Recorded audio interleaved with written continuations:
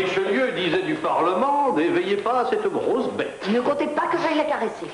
Et ce Broussel, savez-vous ce qu'il dit? Que le meilleur moyen de servir le roi est parfois de lui désobéir. Oh, lui et ses deux autres enragés, je les pendrai. Est-ce une preuve en avion? Le Parlement est comme toute réunion d'hommes. On y trouve des hommes généreux qui compatissent à la souffrance des pauvres. C'est le président Mollet, on ne l'achète pas. Il y a les coquins riches, comme Talon, qui ne songent qu'à parvenir et qu'on pourrait adoucir, peut-être. Enfin, il y a les pires, les imbéciles. C'est Broussel. Et tous ont en commun qu'ils ne supportent pas qu'on chatouille leurs écus, ce que vous venez de faire avec la poulette.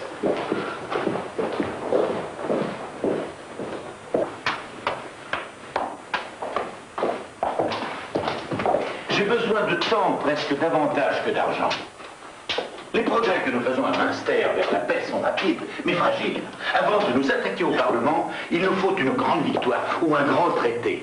Je suis prêt d'obtenir la cession d'énormes territoires. Mais que ne dois-je pas céder ici? Votre patience n'est pas une vertu royale. Je sais bien, c'est une vertu cardinale. Madame? Oui. La victoire, madame. Sire, le prince de Condé vient de gagner une grande bataille à Lens contre l'armée espagnole. 500 officiers prisonniers, 120 drapeaux pris. Tout un train d'armée en butin. Des canons comme ceux que je vous ai donnés, encore plus gros. Et des ponts de bateaux. Comme sur la Seine? Plus grands, pour faire passer les chevaux. La chance, enfin. La providence. Nous reprenons force. Alors, maman, ces messieurs du Parlement seront bien fâchés? Plus encore que vous ne songez, Louis. Il est temps maintenant d'avoir d'autres vertus que la patience.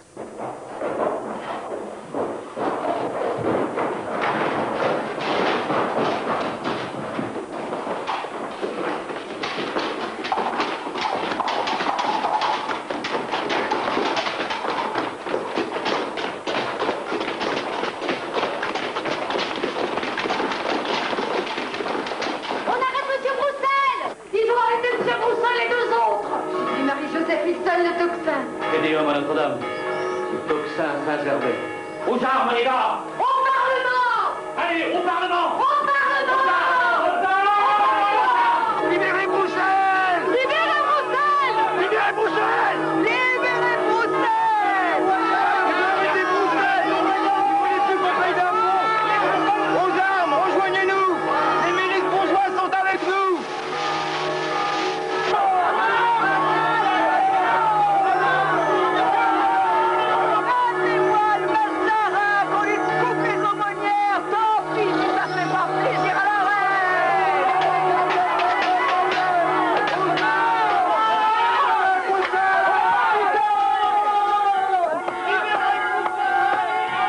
Occupez le palais de justice. Empêchez le Parlement de siéger. Trop vite. La reine a été trop vite. Vous avez été trop vite, madame. Je n'accepte pas que Broussel ait pu dire que la meilleure façon de servir le roi est de lui désobéir. Broussel est un imbécile, mais c'est une sorte d'emblème. Il ne fallait pas y toucher sans précaution. Et cette charte? Imposer au roi une charte? Une constitution? C'est une république dans la monarchie, c'est tout le Parlement qui est criminel. Prenons garde au coadjuteur, en tout cas. Il est capable de souffler sur le feu pour la seule joie de se faire acclamer par la rue. Il y a de la révolte à s'imaginer qu'on puisse se révolter? Qu'est-ce qui vous prend d'être le messager de ce cri-là? Libérez Broussel. Mais je l'étranglerai plutôt de mes propres mains. Madame, plût à Dieu que tout le monde fût aussi sincère que vient de l'être monsieur le coadjuteur. Ressaisissez-vous. Monsieur de Gondi craint pour le roi, il craint aussi pour sa ville. Sans doute ne pourrait-on être trop ferme, sans risquer de provoquer ce qu'il faut bien appeler de grandes révolutions. Ça s'appelle céder. Que votre majesté excuse ma franchise de soldat. Le roi n'a ni troupes ni cavaliers, à part quelques Suisses et les chevaux légers. Nous pouvons nous faire tuer comme tout à l'heure au Pont-Neuf, mais nous ne pouvons pas arrêter Paris. Peut-être y a-t-il eu un peu trop de hâte à tout ceci.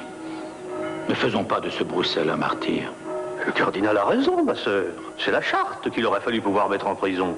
Gagnons du temps jusqu'à demain.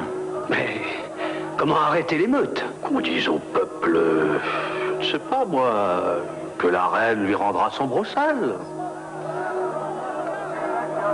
Pourvu qu'il ne continue pas à hurler en foule. Que Que chacun se calme, rentre chez lui. Et Broussel reviendra. Et qui va porter cette belle parole à ces furieux? Un seul homme au monde en est capable, madame.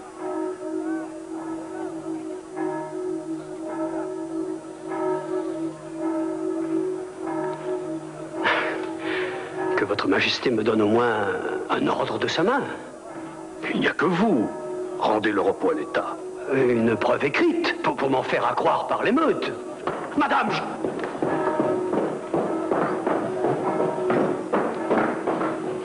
Allons nous battre, monsieur le coadjuteur.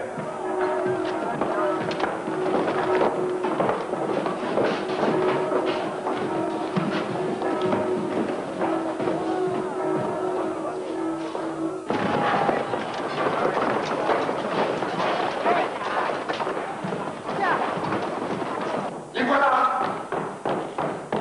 Les voilà! Pourvu qu'ils soient sauts!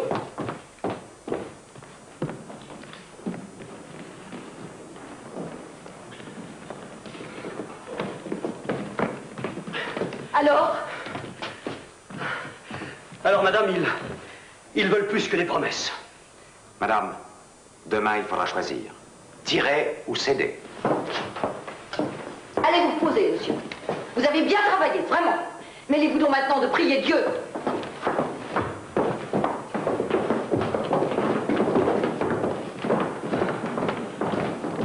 Laissez-moi vous dire de... Inutile, monsieur le cardinal.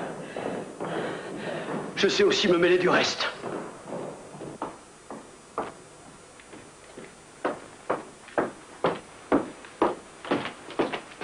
Madame, ces messieurs du Parlement. Encore? Ils étaient là il y a 2 heures.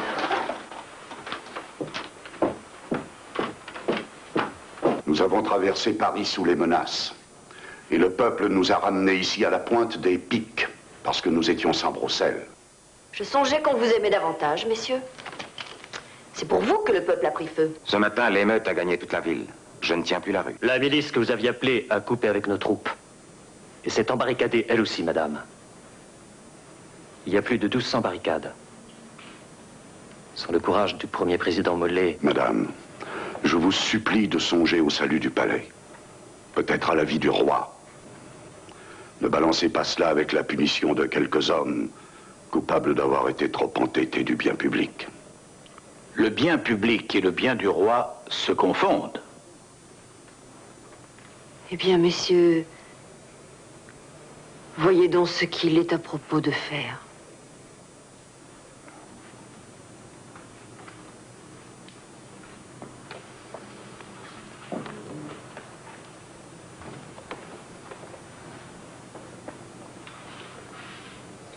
Il n'est pas d'usage de délibérer ailleurs qu'à notre siège, mais cette fois... Aujourd'hui, je propose de rendre arrêt, par lequel il est ordonné que la reine sera remerciée de la liberté accordée aux prisonniers. Nul ne demande la parole.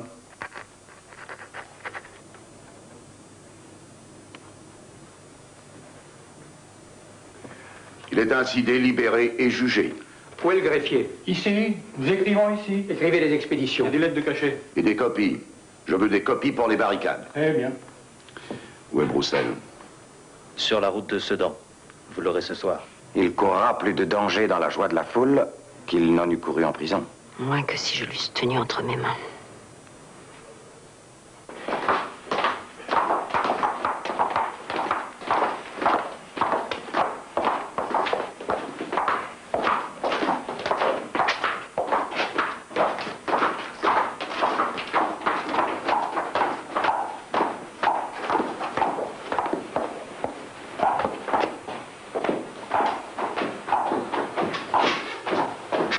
Votre Majesté le permet. Monseigneur, il y a une émeute à la porte Saint-Honoré. Nous allons prendre par le cours la reine.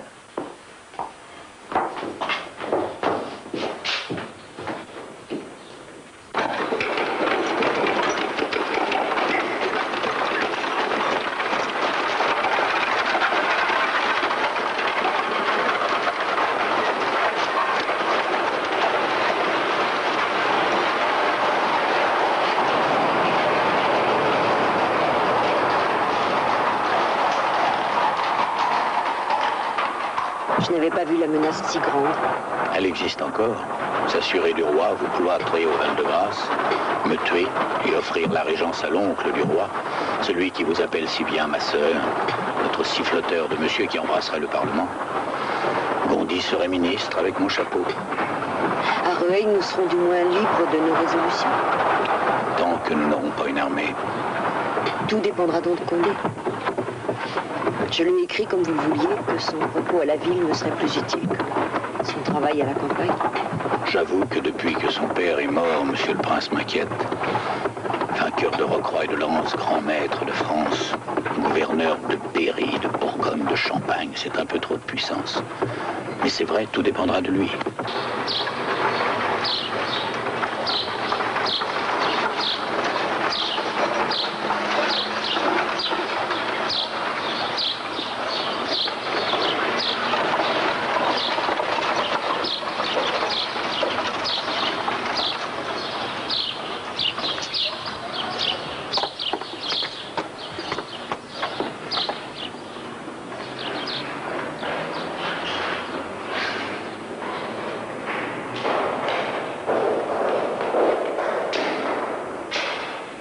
Je connais ce bras tout seul.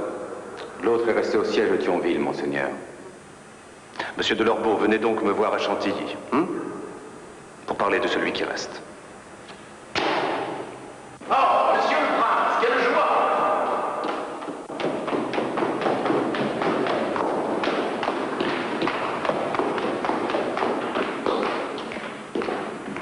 Leur Majesté vous attend. Voilà un accueil qui me touche, Éminence. Et qui m'engage à vous reprocher tout de suite quelques petites mortifications que vous m'avez faites. Mortification? À la tête de ma cavalerie, vous avez mis Beaujeu, alors que je l'avais donné à Noirmoutier. Au gouvernement d'Ypres, vous avez mis Paluot, alors que je l'avais donné à Châtillon, et vous venez de me refuser le brevet de maréchal pour Bussy. Que faire pour obtenir quelques grâces pour ses amis? Perdre des batailles? J'accepte ces reproches. Savez-vous que vos lauriers font des jaloux? Je refuse à vos amis pour que monsieur puisse entendre parfois au conseil que la fortune vous résiste un peu. Dites-moi, cette sacrée fortune, elle vous a bien résisté à Paris, d'après vos lettres. Pour la reine et le roi, j'ai craint le pire. Et pour vous qu'on vous branche à la lanterne? J'ai trop songé depuis quelques années aux affaires de l'étranger, pas assez à celles de l'intérieur. Du moins, vos victoires n'auront pas été vaines. En Westphalie, à Münster, nous sommes sur le point de conclure les négociations. Nous aurons Philipsbourg et Neubrisac, et toute l'Alsace entre Vosges et Rhin, et les 3 évêchés de Metz, Toul et Verdun. Le Habsbourg d'Autriche n'existera plus pour 100 ans dans nos possessions d'Allemagne. Et Pignerol, d'où je peux le couper du Habsbourg d'Espagne. Sincèrement, monsieur le cardinal, vous aussi, vous gagnez des batailles. Venant de vous, voilà qui me paie de bien des peines. Mon cousin, j'ai tant de merci à vous dire et tant de joie à vous voir. J'en oublie le reproche. Vous avez tardé, monsieur le prince. Que votre majesté me pardonne, mais mon seul soin en Flandre a été de la servir chaque jour. Nous avons été à cause du Parlement dans une effroyable nécessité. Vous avez laissé prendre au bonnet carré une bien grande allure. Comment faire la guerre sans impôts, monsieur le prince? Sa Majesté a payé l'armée du Rhin de sa cassette. J'ai vendu ma vaisselle et mes tapisseries pour envoyer 80 000 pistoles à Turenne. Et vous-même? Comment agir quand le Parlement joue à faire le roi? Nous étions en leurs mains. Ces chafourés vont trop vite avec leurs chartes. Ils nous poussent même à les étriper. Essayez donc d'étriper Bruxelles à Paris, mon cousin. Ils sont allés vous voir, je crois. Je les ai un peu traités à coups d'étrivière. Je leur ai dit que je ne souffrirais pas plus que Sa Majesté, ni leur désobéissance, ni leurs songes creux. J'espère que la bride est assez courte pour le moment. Monseigneur, le Parlement est une force bien plus diverse qu'une armée, bien plus sourde et pesante. Croyez-moi, on ne la bride pas. Au point où en sont les choses, il faut composer avec le Parlement, ou le briser. Ah. Nous ne les étriperons pas demain, je vous l'accorde. Il faut en venir le plus tard possible aux extrémités. Que votre Majesté les mène par quelques biais, dans la douceur, composer, traîner doucement, comme vous savez faire. Venez, mon cousin, le roi vous attend. Il ne songe qu'à vous entendre parler de la guerre. Monsieur le Prince, ne ferez-vous pas revenir l'armée d'Alsace sur Paris?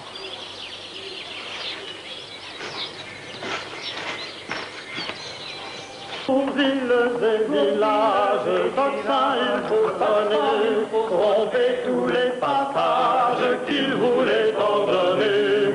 Pour sonner le tocsin pour prendre Mazarin. Ce méchant plein d'outrage a ruiné tant défauts, tous gens de village vous donnant des impôts. Pour sonner le tocsin pour prendre Mazarin.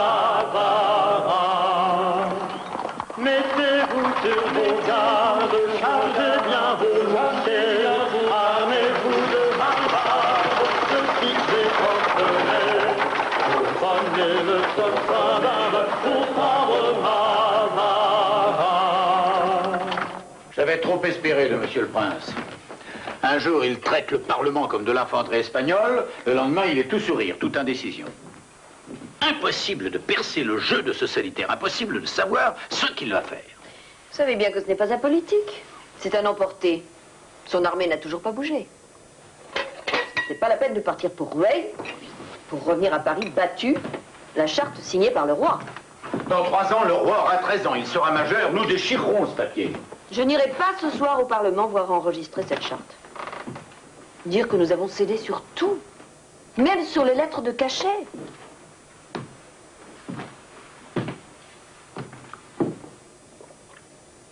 J'ai prié la moitié de la nuit.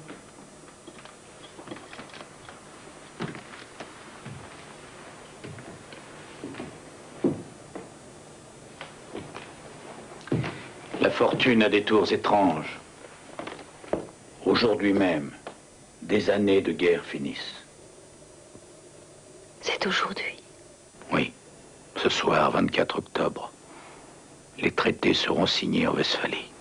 Oui, madame. Le roi a la sûreté aux frontières. Une brassée de terre et de villes. Dieu soit béni pour cette grâce.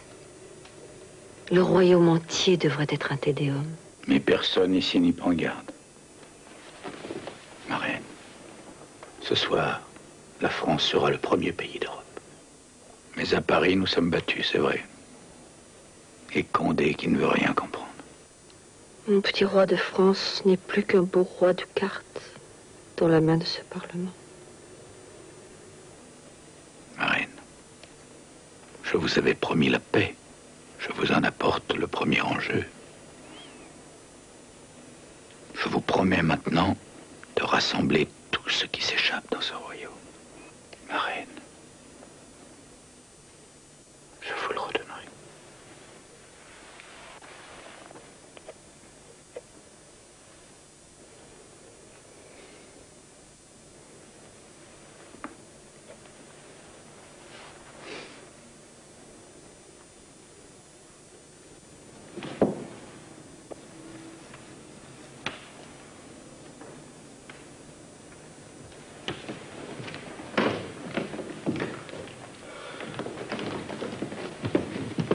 Monseigneur. Monsieur le coadjuteur, souffrez l'absence de cérémonie puisque vous êtes pressé. Monseigneur, j'avais hâte. Alors, vous avez fait la guerre des pots de chambre? Vous vous êtes amusé contre le roi dans Paris? Pas contre le roi, Monseigneur, contre le Mazarin. Mon cher, ne pensez pas trouver non plus chez moi beaucoup de chaleur pour la Sicile. Mais je voudrais qu'on sache, le Mazarin, le Parlement, et vous avec, que je suis revenu ici pour soigner à peu près l'unique chose que j'ai gagnée à la guerre. Des rhumatismes. Monseigneur, écoutez-moi, la reine est envoûtée par ce diable. Exorcisez-la. Et il obtient de tous ces embrouillements une fortune insensée comme un sultan des Indes. Volez-le. Il a tiré le sang du royaume avec...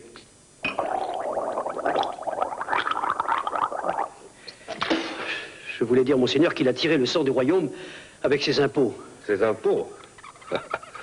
Et avec quoi voulez-vous que je fasse la guerre, moi, si je n'ai pas d'impôts?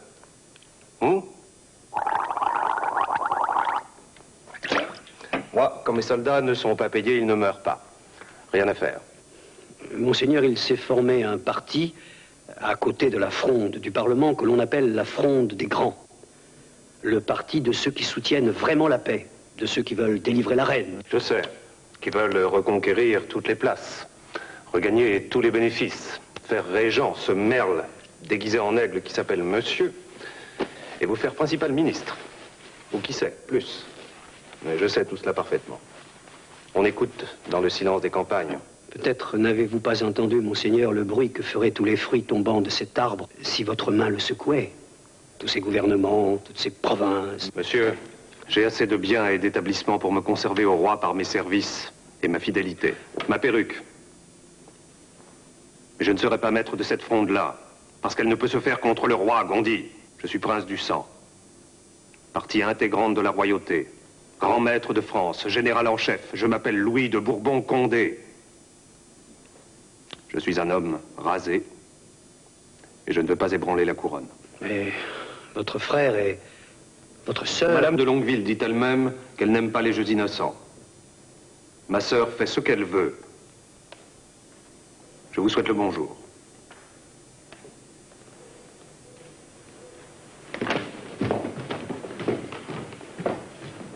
Gondi! Monseigneur?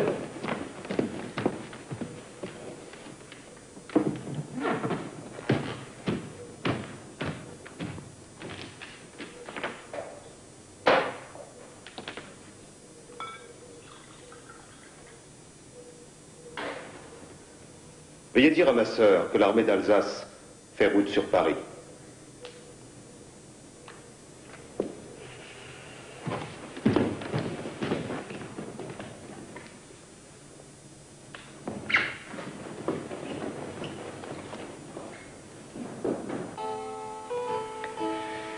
Maman, si j'ai la fève, je serai un roi comme Louis? Oui, pour toute la soirée. Et si c'est moi, je serai 2 fois roi? Mais on ne choisit pas. C'est Madame de Brienne. Vous souvenez-vous au moins du nom des mages? Gaspard et Melchior. Melchior. Non, je l'ai déjà dit. Monsieur le maréchal, savez-vous l'autre? Ma foi, je crois bien que c'est Balthazar. Saviez-vous que le bruit courait dans Paris, que la reine voulait partir cette nuit? Voilà donc pourquoi nous avons tant de grands visiteurs ce soir. Ils la surveillent. Tous les frondeurs ameutés, ma bonne. La mystérieuse Marie de Gonzague, la belle duchesse de Longueville, qui a perdu pour une fois l'amant du jour, Monsieur de la Rochefoucauld. Mais gardez son frère, le prince de Conti. On dit qu'il est fou d'elle. Comme l'autre frère, Condé, est fou des batailles. Ma chère, tous sont en alarme ce soir à cause de ces rumeurs de fuite. Son Altesse royale, Monsieur, duc d'Orléans. Regardez s'il est triste. Du temps du roi Louis XIII, il ne se consolait pas d'être le frère. Maintenant, il ne se console pas d'être l'oncle. Et il n'est même pas roi de la guerre, puisque Condé prend tout. Et même pas le roi des frondeurs, parce que le courage lui manque. Comment ne pas être triste avec un rejeton comme cette grande fagotée? Vous avez vu, mademoiselle? Ma chère, j'aime mieux fermer les yeux. Tiens, voilà celui qui manquait. Notre coadjuteur comploteur, Monsieur de Gondi. Et sa tendre mademoiselle de Chevreuse. Elle est encore plus belle que sa mère.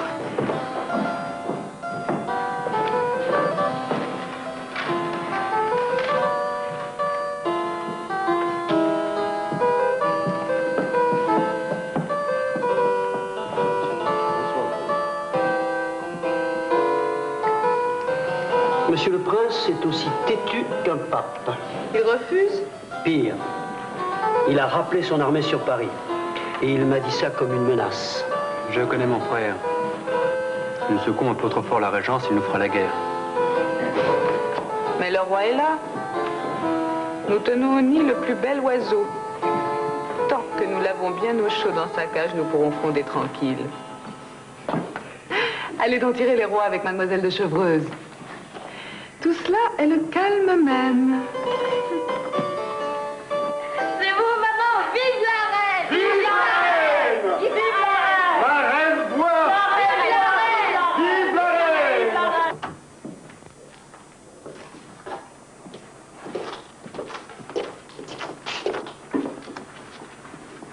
Sire. Sire. Réveillez-vous. Venez. Il faut vous habiller.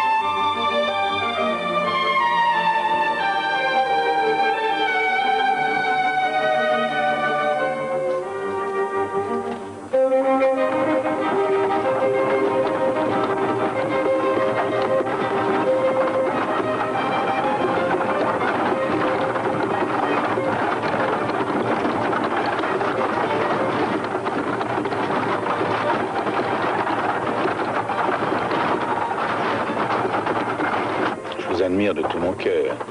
Il est 4 heures du matin et vous êtes aussi vive, belle, dans votre salon. Parce que ça m'amuse. C'est comme une conspiration. Pas vous? Vous qui êtes si gai d'ordinaire. Et que tout recommence, hélas. Écoutez, si on dit vrai que bien des gens, et mon beau-frère avant quiconque, veulent soulever le peuple et prendre ma régence, qu'ils se décident. À Paris, je me sens dans une souricière. La souris s'en va au champ. Qui même me suivent à Saint-Germain, j'y compterai mes amis. Je vais prévenir toute la cour d'avoir à vous rejoindre, monsieur tout le premier. Et qu'a-t-il dit? Son Altesse Royale a sifflé qu'il arrivait sur le champ. À 4 heures du matin? Quand je songe à notre mademoiselle mettant ses mouches à la chandelle, Dieu qu'elle est laide. Monsieur mon principal ministre, vous m'avez expliqué 100 fois que puisque le roi n'a ni police ni troupe, il n'est en sécurité que hors de Paris. Nous y voici. Que hors de Paris, le roi pourrait être soutenu par une armée. Elle arrive. Mais c'est ce qui me fait peur. Il y a 6 mois, nous avons joué des grands contre le Parlement et les meutes. Et nous avons gagné le temps et peut-être la vie. Si maintenant les grands et le Parlement fondent ensemble, il nous faudra jouer de Monsieur le Prince. Et Monsieur le Prince, c'est la guerre. Savez-vous quel était son plan? Marcher de Vincennes à l'hôtel de ville en tuant tous les bourgeois. Une turquerie. J'ai dû me battre pour le convaincre de seulement assiéger la ville s'il le fallait. Les gens qu'on affame sont au moins vivants quand ils se rendent. M'effrayez.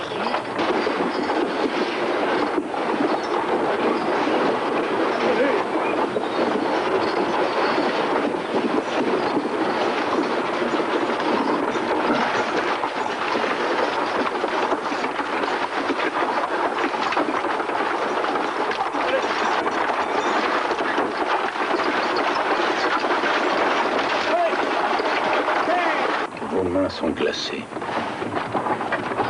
Et je vous conduis vers une Sibérie. Saint-Germain est vide, les appartements ne sont pas tendus. Je n'ai pu faire porter que quelques lits de cuir et les feux ne sont pas allumés. D'ailleurs, je ne sais pas s'il y a du bois. Vous avez les diamants? Oui. Tous ceux de la couronne et les miens. Et les miens. notre seule fortune. Pas tout à fait.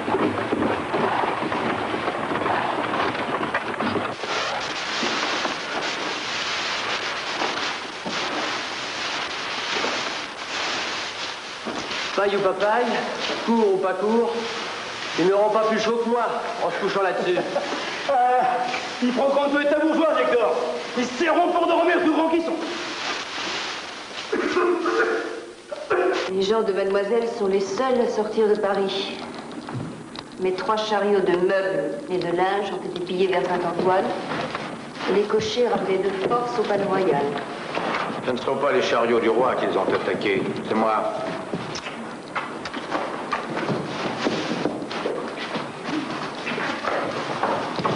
La ville entière me couvre de boue. Paris me hait. Non. C'est le Parlement qui vous hait. Quels sont les termes déjà? De son arrêt, je suis perturbateur du repos public. Et tout sujet de votre majesté a comme premier devoir de m'assassiner. Mais ce que je redoutais est arrivé.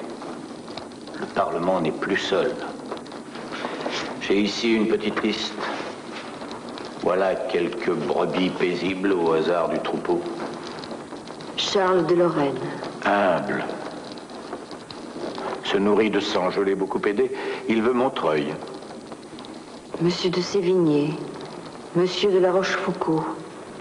Monsieur le duc de Bouillon. Reconnaissant. Tue par plaisir. J'ai sauvé sa tête dans l'affaire Saint-Marc. Il veut Sedan. Le maréchal de l'hôpital. Le maréchal de Vitry. Je suis épouvantée. Le duc de Longueville. Beau-frère de Monsieur le Prince. Il veut Pont-de-l'Arche et la Normandie. Beaufort. Duc et Chartier. A tenté 2 fois de me tuer, je l'ai amnistié après son évasion. Celui-là veut seulement plaire à quelques putains de ma cour, je pense. Armand de Bourbon-Conti. Conti? Et toutes ces fortes âmes ont juré sur les saints évangiles d'aider à exécuter l'arrêt du Parlement, c'est-à-dire m'exécuter. Évidemment, c'est le coadjuteur qui tenait les évangiles, pieux, plein de zèle, soufflant sur ses désirs comme sur des flammes folles. Il veut ma place. C'est donc la guerre. Monsieur le Prince est à Melun, et ses avant-gardes touchent Corbeil. Mais l'enjeu n'est plus la charte que le Parlement nous a arrachée. Cette fois, c'est moi. Il suffirait que je parte. Tout cesserait. Il suffirait peut-être que vous me chassiez. D'où? De mon amitié? Et qu'est-ce que je ferais sans vous?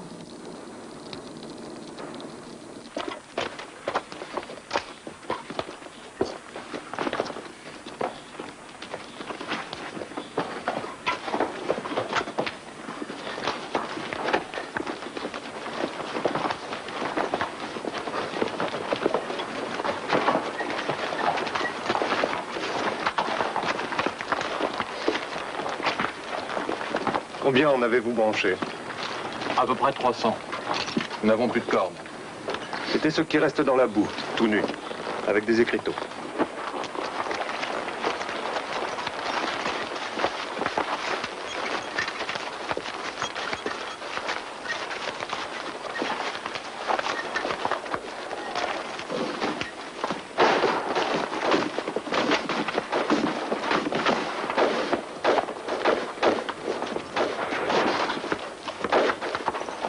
Qu'est-ce qui se bat encore là-bas? C'est ce qui a pu se sauver des troupes de monsieur le coadjuteur. Les débris de monsieur de Beaufort? Qu'est-ce qu'on en fait? Je crois qu'on les égorge. Allez! Allez!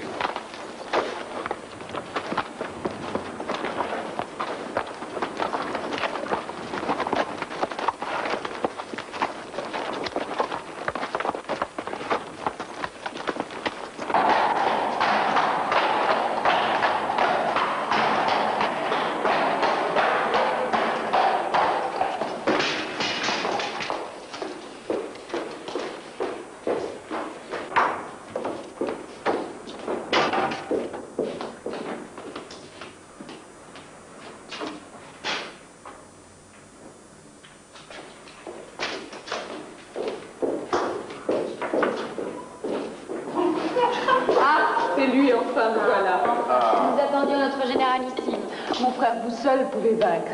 Condé est déjà là. Saint-Germain, donnez-nous vite des nouvelles de Saint-Germain. Eh bien, mesdames, il fait un froid polaire. On y mange mal, on y dort à peine, et malgré cela, la reine est gaie. J'en étais sûre. Elle s'amuse à son jeu, comme nous au nôtre. Le Mazarin ne s'arrête même pas. Il embrouille ses manigances autour de mon futur chapeau de cardinal.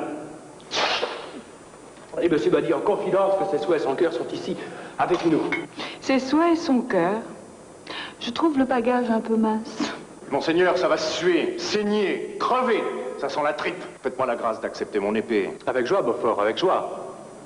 Et où exactement, mon frère? Monsieur le Prince est un peu partout, monseigneur. Ces Allemands et ces Polonais tiennent Corbeil, Meudon, Saint-Cloud, Lagny. La ceinture se serre. Il n'a que 8000 hommes, avec Navaille, Duplessis-Praslin et Châtillon. Ah, sacré bougre. Nous en avons déjà autant que le coadjuteur vient de recruter sur ses deniers. Le Parlement va lever des troupes, et il y aura bien 100 000 bourgeois dans cette chioterie de Paris capables de se battre. Et beaucoup plus capables d'avoir faim. Ce sera furieux, héroïque. Nous avons 2 autres projets pour obliger notre beau tigre à desserrer ses griffes. Ma bonne, donnez-moi donc une pomme de ce panier.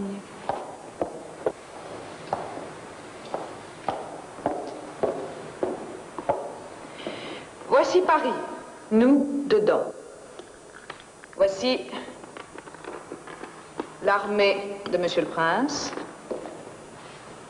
Ici, l'armée espagnole de l'infant Don Juan. L'Espagne. Voilà une affaire un peu rude. C'est vraiment l'ennemi. Vous le voulez, ma sœur? Je veux plus décider Monsieur de Turenne à marcher sur le prince avec son armée à lui. Turenne? Sur Monsieur le Prince? Mais pourquoi le ferait-il? Il est au roi. Parce qu'il m'aime, monsieur, tout simplement. Altesse, Monsieur de Châtillon vient de recevoir un coup de carabine au milieu de la poitrine. Il expire dans l'attente de commandement.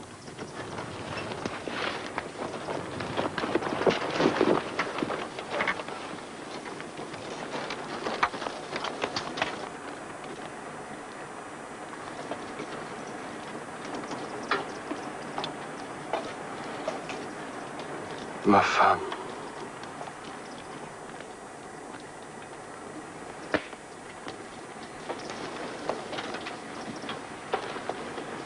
Requiescat in pace.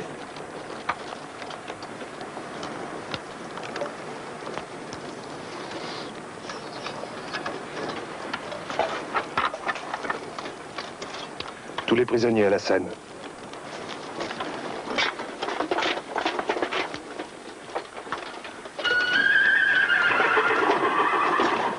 Ma messe sera dite demain pour lui. C'était un brave capitaine. Et je saurai me souvenir de Madame de Châtillon. Mon cousin, on dit que vous avez fait grand peur aux troupes du coadjuteur. Madame, c'étaient des chanteurs de chapelle. Le froid les aura enrhumés. On dit aussi que vos Polonais sont plus terribles que l'hiver, qu'ils scient les arbres, pillent, violent, tuent jusqu'aux petits-enfants. Ils les font parfois retirer au four, madame, c'est exact. Que votre majesté me pardonne, je ne les paie pas pour être doux. Si par malheur, cette histoire est vraie, et que Turenne arrive, j'aurai besoin de brutes, bien prêtes à tuer. Je fais la guerre, madame. Paris s'en aperçoit aussi. Il a faim. Et l'ordre est aussi rare que le pain. Les bourgeois commencent à être égorgés par les truands qui tiennent la rue. Et votre diable de parlement? Mon parlement sait une chose. Quand une ville a mangé ses chiens, puis ses chats, puis ses rats, puis ses écureuils et ses merles en cage, il est temps de la mener à l'obéissance. Nous ne sommes pas non plus ici sur des roses, mais je m'en accommoderai plus longtemps qu'eux. Nous avons reçu des négociateurs secrets du Parlement. Mais les autres enragés, votre sœur à leur tête, croient toujours que Turenne arrivera. Si Turenne vient, madame, tout peut être en question. Monsieur le Prince, on dirait que vous avez peur de lui. Bien sûr. Et Turenne a peur de moi. Tous les vrais guerriers se craignent, j'imagine. Vous savez bien qu'on ne vous résiste pas. Mon cousin?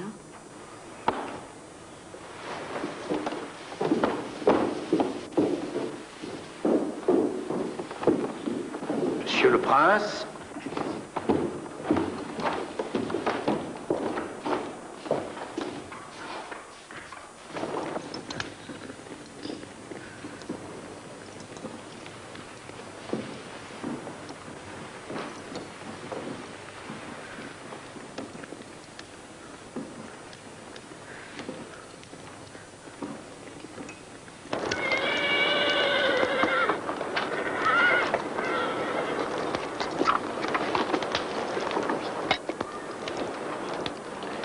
Monsieur le Prince, la solitude où nous sommes. Allez donc, monsieur le cardinal, voilà 10 minutes que vous tournez autour du pot. Eh bien, nous sommes à Saint-Germain dans une nécessité étroite, très étroite. Nous avons quitté Paris en catimini, sans trésor de monnaie, naturellement. La reine a engagé presque tous les diamants de la couronne. J'ai vendu des miens pour le nécessaire. Les pages sont congédiés, les pensions retardées. Bref, je souhaite un prêt de votre bonté, gagé sur les revenus de mes abbayes et sur ce qui me reste de diamants. Quel éclat! Pire qu'une lame. Aussi dangereux. J'ai besoin de 800 000 livres. Sans Dieu, c'est que je ne sais pas si j'ai tout ça à Chantilly, moi. Ça fait au moins 2 charrettes d'or. À moins qu'à Saint-Maur. Quand les voulez-vous? Ce soir. Vous les aurez demain matin, Seigneur cardinal. Le roi doit mener son train, même à la guerre.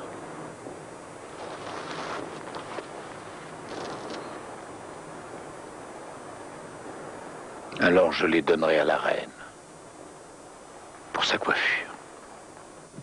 Vous avez une lettre pour Falkenstein, une pour Rothenberg, et celle-ci, alors comment s'appelle-t-il déjà?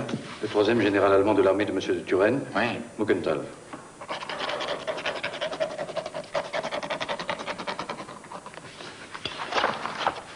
Voici. Écoutez-moi bien, cher. Les courriers sont les mêmes que d'ordinaire, mais cette fois, vous devez prendre une garde forte. Vous avez des sommes énormes. La discrétion sera difficile. Des trois, quel est le plus... achetable? Oui. Falkenstein, corps d'armée de Haguenau. Eh bien, commencez par lui. Très secrètement.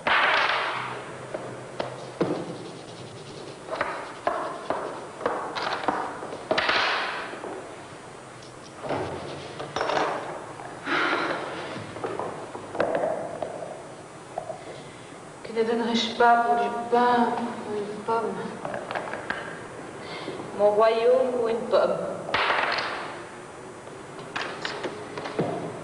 Turenne Hollande, c'est à peine croyable. Pourquoi?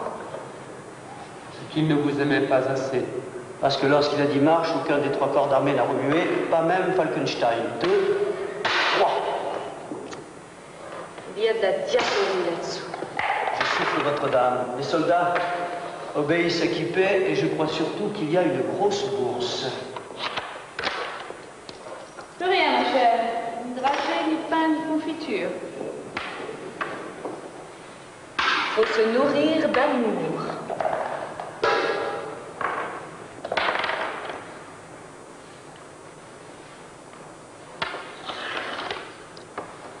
Vous traitez comme ce beau Parlement qui essaie de faire sa paix. En voilà une autre.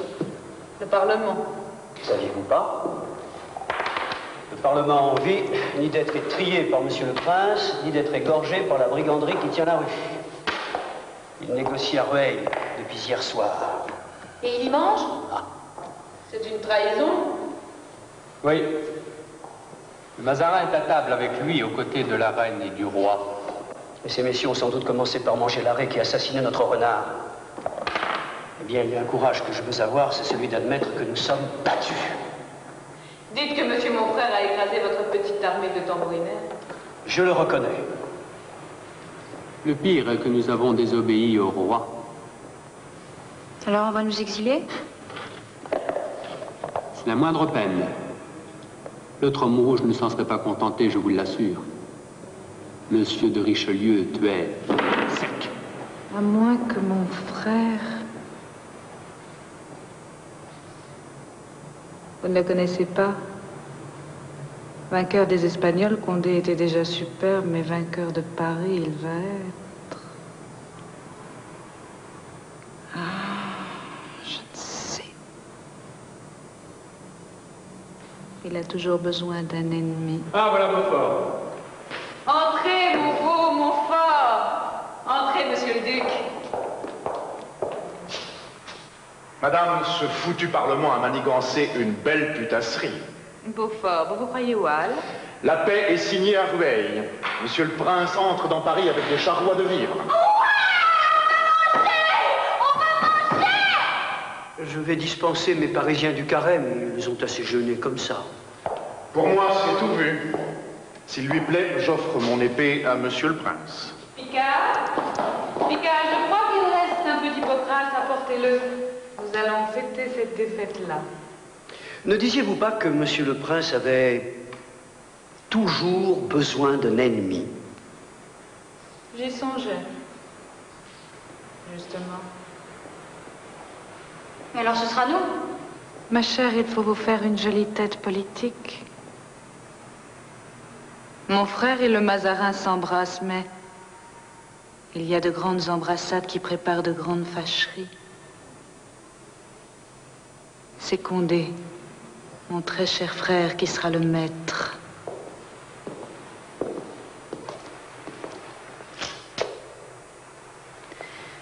Nous allons nous faire consoler de nous être révoltés et brouiller les cartes.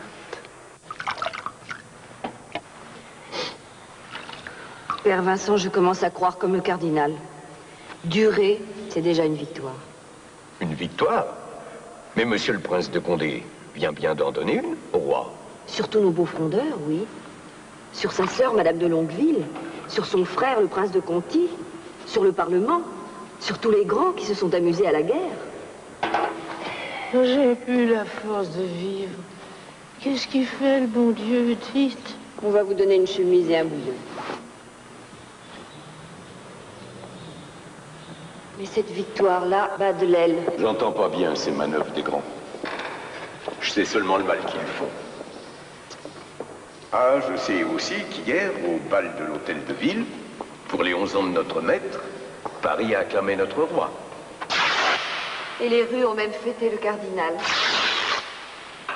Vous vous souvenez, il y a 6 ans, que Dieu soit loué, vous m'aviez conseillé le cardinal. Il est mon seul soutien. Ma fille, j'avais aussi dit à votre majesté que la régence ne ferait qu'agrandir votre prison. Je crois bien qu'elle l'a encore resserré. Cette paix de Rueil est une boiteuse. Je n'ai pas pu déchirer cette charte.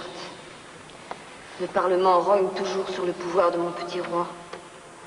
Il lui en reste juste assez pour faire envie à son oncle ou à d'autres. Et pour les frondeurs, les voilà tous dans les bras de Monsieur le Prince, qui les comble de récompenses pour les consoler après les avoir battus.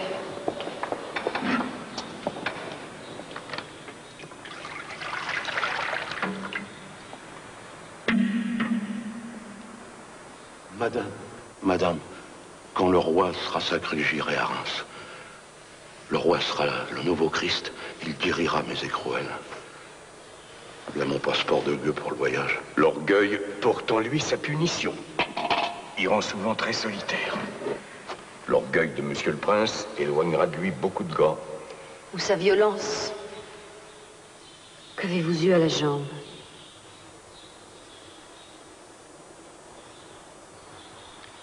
Que votre majesté permette à l'ancien aumônier des galères de Toulon.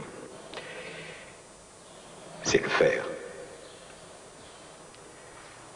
Cette jambe a eu 5 ans. 3 ans de galère du roi. Oh, madame, si parfois les juges... J'essaierai de ne pas vous faire mal. Ma fille, regardez bien cette jambe. Pour vous rappeler que ce malheureux a plus de chance que vous de voir le bon Dieu. Parce que c'est très difficile d'avoir une âme quand on gouverne. Tu sais encore prier? Alors prie pour cette femme que tu vois, qui est mère d'un petit roi.